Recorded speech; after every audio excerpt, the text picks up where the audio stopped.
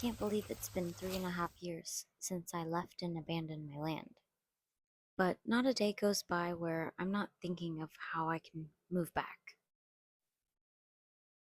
to the solitude.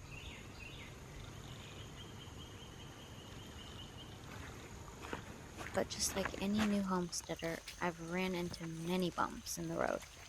Anything from flooding to finding bugs in my bed and snakes. My land is over 3 hours from where I live, so I have to prioritize monthly trips as much as I can. If the goal really is to move out onto my land 6 months from now. Daylight savings just came around and I don't have any power set up on the property, and my solar panels have been destroyed. So the earlier I go, the better.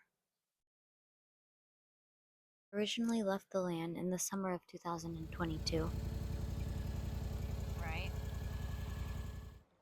Pests were making it inside, and not only was this freaking me out, but down south it nearly rains every day, which drastically made me realize I have my cottage in a flood zone.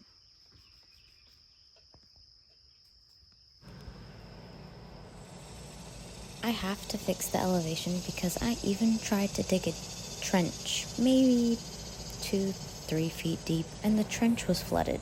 So, yeah, the only fix to this is a few tons of gravel. So, until I get the elevation fixed, what I've been working on from home is designing what I want my cottage to look like. It's an 8x10 garden shed, so I really don't have much room. And this home planner app, not sponsored by the way, has really been addictive for me, and I'm really stoked to see all of this come together.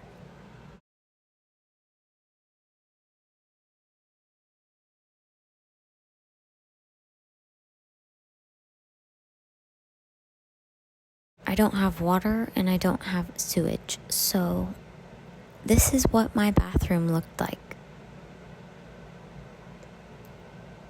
Now you see why I want an outhouse or a regular bathroom, especially for the colder seasons. I've only cleared probably Slowpoke. a smidge of my property, and I have yet to explore most of it. But I have found a bunch of wild blackberries, also known as dewberries, and my mom and I used to pick these all the time growing up, so it's pretty nostalgic seeing these come out every season. This is all about trial and error, I'm learning, and some things we have to learn from our mistakes. I also know I could say I'm not one to take advice from, considering everything I've shown you in this video, but I could say my biggest mistake was moving onto my property without being ready. Not having reliable necessities like a fridge, running water, and power was way harder than I thought it would be.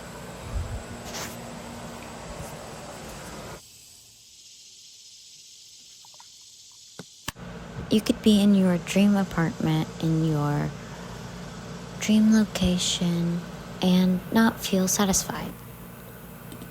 Not satisfied in a way where you can't create your own garden, you can't do what you want in your own yard because there's HOAs, and you're tired of paying bills, you know? You could just figure out how to resource them all yourself. So,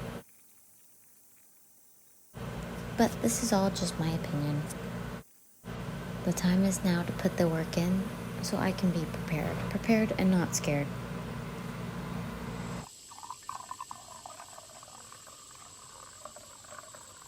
I'm glad you made it this far into this week's video.